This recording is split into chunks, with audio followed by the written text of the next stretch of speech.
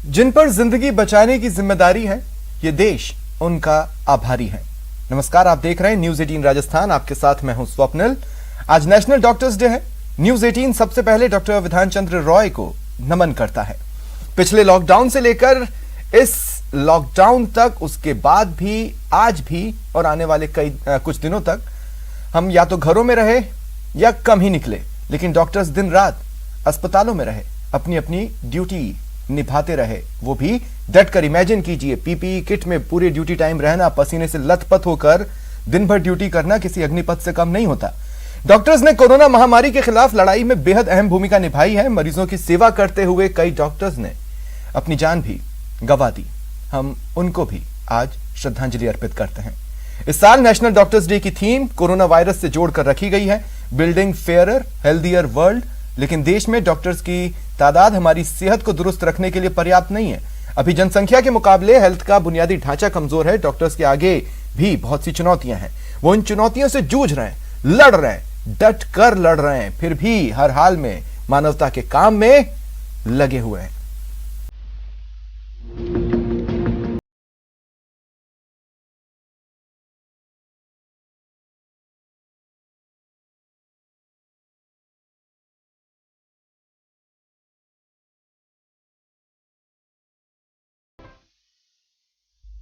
और मेरे साथ जुड़ रहे हैं डॉक्टर समीर भाटी, सदस्य हैं वैक्सीन अवेयरनेस कमेटी के। डॉक्टर सुधीर भंडारी, प्रिंसिपल हैं एसएमएस मेडिकल कॉलेज के। डॉक्टर विकास राज पुरोहित, कोविड नोडल अधिकारी हैं एमडीएम अस्पताल से। आप सभी का स्वागत है न्यूज 18 राजस्थान पर। और मैं कहना चाहता हूं कि देखिए, आज से 2 साल पहले तक डॉक्टर्स को लेकर, डॉक्टर्स और मरीजों के बीच में जिस तरह की तनातनी रहती थी, उसे लेकर हेडलाइंस बनती थी। लेकिन पिछले 1.5 साल में सिर्फ यही हेडलाइन बनी है कि धरती का भगवान लगातार कार्यरत है। Doctor Sameer, doctor Sudhir Bhandari, doctor Vikas Raj Purohit, मैं आप सभी को दिल से, तहे दिल से थैंक्स कहता हूं। आप लोग हैं तो एक सुरक्षा की भावना है जो शायद कॉमिक्सों में और फिल्मों में सुपर हीरो की मौजूदगी किसी शहर को या किसी कंट्री को देती है, वो हमें आप लोगों के कारण महसूस होता है। सबसे पहले थैंक्स, सैल्यूट, सलाम। कई शब्द हैं, कई भावनाएं हैं, लेकिन उन्हें एक्सप्रेस करना थोड़ा मुश्किल जरूर है। डॉक्टर समीर, मैं जानना चाहता हूं, पिछले लगभग 1.5-2 साल से personal stress, personal time, family time जैसी कोई चीज आप लोगों की जिंदगी में नहीं रही। कितना मुश्किल रहा है ये 1.5-2 साल का वक्त?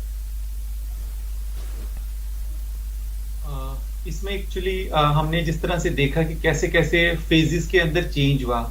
शुरुआती दिनों की अगर बात करें तो उस टाइम जो इमोशंस थे वो अलग तरह के थे, और अभी की फिलहाल की जो सेकेंड वेव जस्ट गई है, इसमें कुछ और ही अलग तरह के इमोशंस थे। उस टाइम बहुत सारा फियर ऑफ अननोन, ये समझ ही नहीं आ रहा था कि क्या ये एकदम से हो रहा है। तो उस समय एक अलग तरह का माहौल था जब सब कुछ लॉकडाउन था। उसके बाद हम लोगों को जिस तरह से जाना पड़ता था और बिल्कुल एकदम खाली रोड, सब कुछ। फिर धीरे धीरे जैसे एकदम केसेस बढ़ना शुरू हुए। फिर कई बार ऐसा लगता था जब हम देखते थे बाकी हमारे अदर फ्रंटलाइन वर्कर्स है, जैसे पुलिस फोर्स और ये सब है, तो ये भी जैसे पुलिस का एक्चुअल में काम है लॉ एंड ऑर्डर को मेंटेन करना और सब चीजों को देखना, क्राइम प्रिवेंशन करना, पर वो भी एक अलग तरह का काम, जैसे मानवता की तरफ, मतलब वो फूड डिस्ट्रीब्यूशन में लगे हुए हैं और सब चीजों में लगे हुए हैं। तो ऐसे एक डिफरेंट मिक्स तरह के इमोशंस आ रहे थे। तो अंदर से हमें भी लग रहा था कि भाई किस तरह से, मतलब जिस तरह का प्रोफेशन मिला उसमें तो हमें चांस मिला कि हम कितनी ज्यादा से ज्यादा सेवा कर पाए।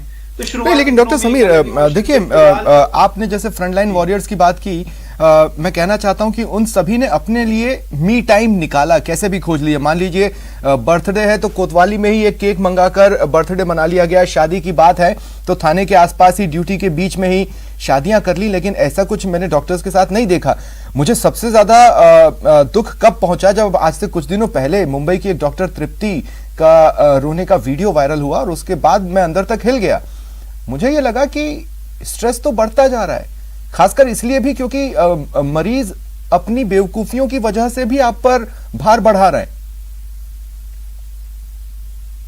जो स्ट्रेस था वो सिर्फ इस वजह से था कि सेकेंड वेव की स्पेशली बात करें तो उस टाइम काफी ज्यादातर हेल्थ केयर प्रोफेशनल भी हेल्पलेस हो गए थे कि ज्यादातर आपको ये है कि आपको पता लग रहा है कि आपकी फैमिली की तरफ भी सब लोग बीमार हैं, आपके फ्रेंड सर्कल की तरफ भी सब बीमार है, ऑलरेडी आपका जो एक पेशेंट का सर्कल है वो सब भी है, और आप चारों तरफ सिर्फ कोविड पेशेंट्स में घिरे हुए हैं, और उस टाइम आप हेल्प नहीं कर पा रहे। मतलब आपके पास इतने रिसोर्सेज होते हुए भी, आपके इतने हॉस्पिटल्स में कनेक्ट होते हुए भी आप उनकी हेल्प नहीं कर पा रहे।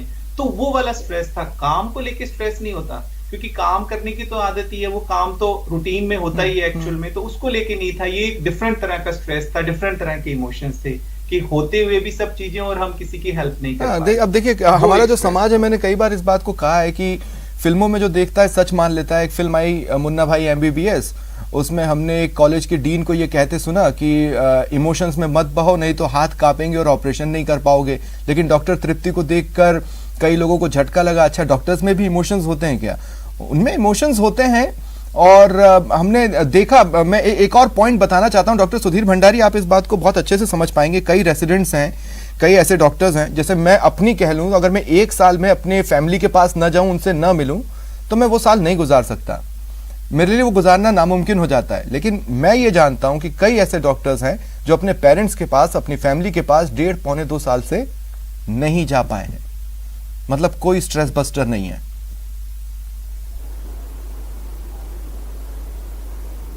देखिए, सबसे पहले तो मैं बताना चाहूँगा कि ये जो कोविड मैनेजमेंट था, हर डॉक्टर ने और हर रेजिडेंट ने एक जुनून के साथ काम किया। जो फर्स्ट कोविड वेव थी वो बहुत प्रोग्रेसिव वेव थी, जिसमें हमारा फियर साइकोसिस बहुत अधिक था और कॉन्फिडेंस कम था। इसीलिए हमने एक एज ए स्ट्रॉन्ग टीम के साथ काम किया, और जैसे जैसे हमने उसको लर्न किया how to handle it, infrastructure बढ़ा और हम पेशेंट को रिकवर करने में मदद करते गए।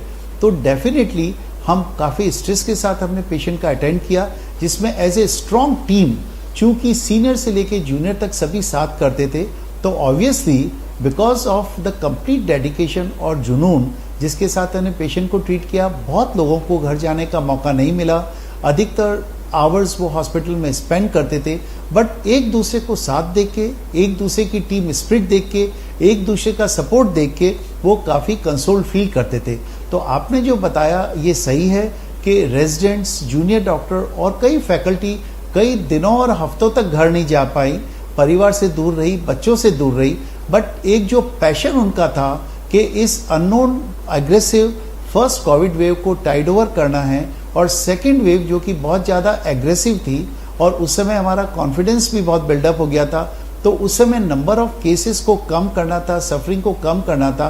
तो प्रोबेबली ये जो फैमिली से दूर रहने का पेन, ये जो परिवार से दूर रहने का पेन, ये हमारे जुनून, हमारे डेडिकेशन, हमारे स्पिरिट्स और एक, लेकिन सर एक मेंटल स्ट्रेस तो डेवलप होता है डॉक्टर सुधीर। मैं ये कहना चाहता हूँ, जैसे मान लीजिए, जैसा कि मैंने कहा कि मैं अगर लगातार खबरें बनाता रहता हूँ या लंबे लंबे लाइव करता हूँ, तो वो धीरे धीरे मेरे मेंटल कंडीशन पर हावी होता है। और मैं मेंटल कंडीशन इन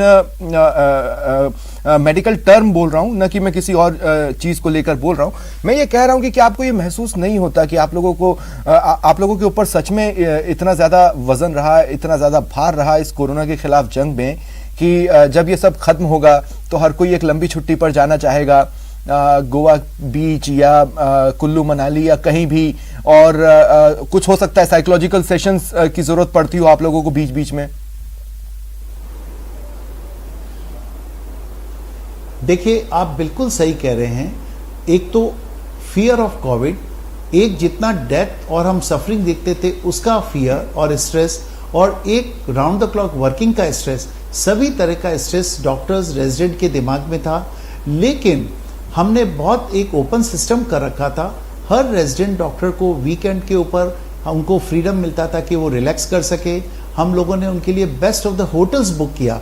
क्या होता है, हॉस्टल में इतना रिलैक्स नहीं कर पाते, हमने उनके लिए 5 स्टार होटल बुक किया ताकि वीकेंड के ऊपर वो 5 स्टार होटल में जाके रिलैक्स करें। जब वो 1 हफ्ते या 2 हफ्ते की ड्यूटी दिया करते थे तो हम 1 या 2 हफ्ते का उनको रेस्ट देते थे।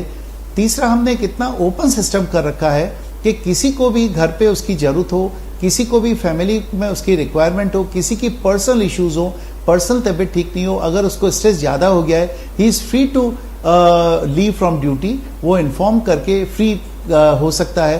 तो हमने इतना एक ओपन सिस्टम बना रखा था कि हर आदमी सपोर्टेड फिर तो मैं एक बात और जोड़ना चाहता हूँ, नो पन इंटेंडेड, लेकिन मैं एक बात यहाँ पर जोड़ना चाहता हूँ कि देखिए जिस तरीके से आपने फैसिलिटीज दी वो देश के हर राज्य में हर अस्पतालों ने दी हो ये जरूरी नहीं है। और दूसरी बात यह कि जब आपने लोगों को कहा कि भाई अगर आपको स्ट्रेस हो रहा है और आप कुछ दिनों के लिए हटना चाहते हैं तो आप हट जाएं, ऐसी चीजें अगर हम लोगों को हमारी ड्यूटी में मिल जाती तो छुट्टियों की बाढ़ आ जाती, लेकिन डॉक्टर्स फिर भी डटे रहना चाहते थे। ये भी एक कारण है कि हम स्पेशल थैंक्स फिर एक बार कह रहे हैं यहाँ पर सभी डॉक्टर्स को। डॉक्टर विकास राज पुरोहित, अब मैं आपके पास आ रहा हूं। डॉक्टर विकास राज पुरोहित, देखिए होता क्या है, मैं अपनी बात कर लेता हूं। पहली लहर आई, लॉकडाउन लगा, फिर धीरे धीरे हम अनलॉक की स्थिति में आए और कंडीशन सुधरी तो मैं एक्साइटेड होने लगा कि भाई अब मैं कुछ कर सकता हूं। और फिर मेरे घर में एक दुख की खबर आई, मेरे फादर नहीं रहे और मुझे घर जाना पड़ा। लेकिन उसके बाद जब इस साल जनवरी में हमने देखा कि चीजें और सूट डाउन हुई हैं तो मैं थोड़ा सा कि अब मुझे स्ट्रेस बस्ट करना है, मैं एक छुट्टी के लिए 6-7 दिन के लिए